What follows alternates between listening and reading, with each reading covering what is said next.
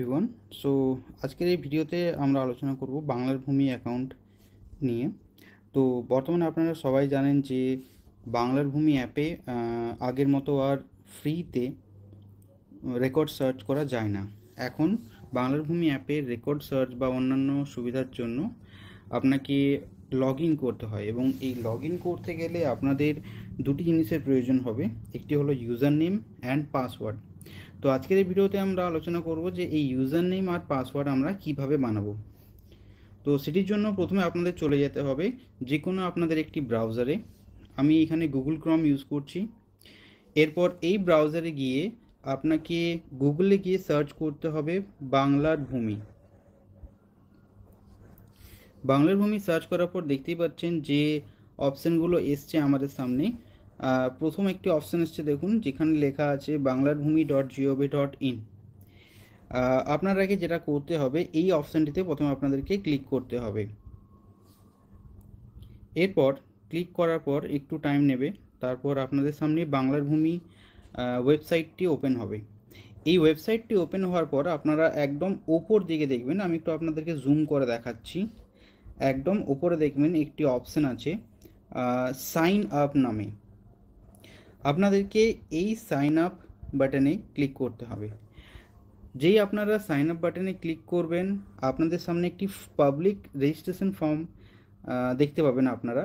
সেখানে আপনাদের এই ফর্মটি ফিল আপ করতে হবে। তো এই ফর্মটি সম্বন্ধে আপনাদের সংক্ষেপে একটু আমরা বলে দিই। প্রথমে দেওয়া আছে, দেখুন, ফার্স্ট নেম। ফার্স্ট নামের জায়গায় আপনার নামের যে ফার্স্ট নেম হয় সেটা দেবেন। এরপর যদি আপনার মিডল নাম থেকে থাকে মিডল নাম দেবেন, না থাকলে আপনারা লাস্ট নাম দেবেন। এরপর নেক্সট আছে, দেখুন, গার্জিয়ান নেম। গার্জিয়ান নেমের জায়গায় আপনারা বাবার নাম, বা যদি কোনো মহিলা বা মেয়ে হয়ে থাকেন সেখানে আপনারা মহিলা হয়ে থাকে আপনাদের হাজব্যান্ডের নাম দিতে পারেন। এরপর চলে এসছে অ্যাড্রেস। অ্যাড্রেসের জায়গায় আপনারা পুরো অ্যাড্রেস দিতেও পারেন, অথবা শর্টকাটে অ্যাড্রেস যদি দিতে চান সেটাও দিতে পারেন। এরপর নেক্সট হচ্ছে ইউজার টাইপ। ওকে, ইউজার টাইপে দেখুন বাই ডিফল্ট সিটিজেন সিলেক্ট করা আছে, আপনারা এটি যেমন আছে সেইভাবেই থাকতে দেবেন, ঠিক আছে। এরপর মিউনিসিপ্যালিটি আপনি চাইলে দিতেও পারেন, নাও পারেন। নেক্সট আপনাদেরকে দিতে হবে পুলিশ স্টেশন এবং আপনাদের জেলা। এগুলি হয়ে গেলে এরপর আপনাদেরকে পিনকোড, আপনাদের যা পিনকোড হবে সেই পিনকোডটা আপনি দেবেন। ইমেল অ্যাড্রেস বাধ্যতামূলক নয়, আপনারা দিতে ইচ্ছুক থাকলে দিতে পারেন। এরপর দেখুন নেক্সট যে আমাদের ফর্মটি রয়েছে সেখানে আপনাদের মোবাইল নাম্বার দেওয়ার কথা বলা হয়েছে। এরপর এখানে দেখুন লেখা আছে link to with Aadhaar or bank. তো যে কোনো মোবাইল নাম্বারই হবে, বাট পরবর্তীকালে কাজের সুবিধার জন্য আমি আপনাদেরকে বলবো যে মোবাইল নাম্বারটি আপনাদের ব্যাঙ্ক অ্যাকাউন্ট বা আধারের সঙ্গে লিঙ্ক থাকে সেই মোবাইল নাম্বারটি দেবেন, সেই ক্ষেত্রে আপনাদের পরবর্তীকালে কাজের সুবিধা হবে। নেক্সট দেখুন, মোবাইল নাম্বারটি দেওয়ার পর যখনই আপনি এই মোবাইল ওটিপি বক্সে ক্লিক করবেন, ক্লিক করা মাত্রই আপনাদের ফোনে একটি ওটিপি আসবে। সেই ওটিপিটা আপনাকে এখানে দিতে হবে। ওটিপি দেওয়ার পর নেক্সট যে পার্টটি আছে এটি একটু ভালোভাবে শুনবেন, পাসওয়ার্ড। তো এই পাসওয়ার্ড দেওয়ার এখানে একটি নিয়ম আছে। পাসওয়ার্ড দেওয়ার নিয়মটি হচ্ছে এই পাসওয়ার্ডটি মিনিমাম 8 ক্যারেক্টারের হতে হবে, এবং 8 ক্যারেক্টারের মধ্যে অবশ্যই যেন একটি স্মল লেটার, একটি ক্যাপিটাল লেটার। স্মল লেটার বলতে ছোটো হাতের ABCD দিতে পারেন, ক্যাপিটাল লেটার বলতে সেটি বড় হাতের হতে হবে, ABCD। একটি যে কোনো স্পেশাল ক্যারেক্টার দিতে হবে। স্পেশাল ক্যারেক্টার বলতে এখানে বোঝায় @ বা হ্যাশ টাইপের, এই টাইপের সিনগুলোকে স্পেশাল ক্যারেক্টার বলা হয়। এবং নাম্বার অর্থাৎ 1 to 9 যে কোনো আপনাদেরকে নাম্বার দিতে হবে। তো আমি একটি এক্সাম্পল দিয়ে আপনাদেরকে বোঝাচ্ছি।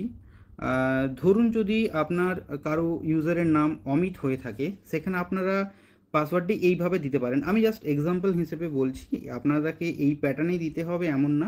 শুধু মনে রাখবেন যেন ক্যাপিটাল, স্মল, স্পেশাল ক্যারেক্টার বা নাম্বার এইগুলো যেন থাকে। তো সাপোজ কারো নাম অমিত হলে সেখানে আমরা এইভাবে লিখতে পারি অমিত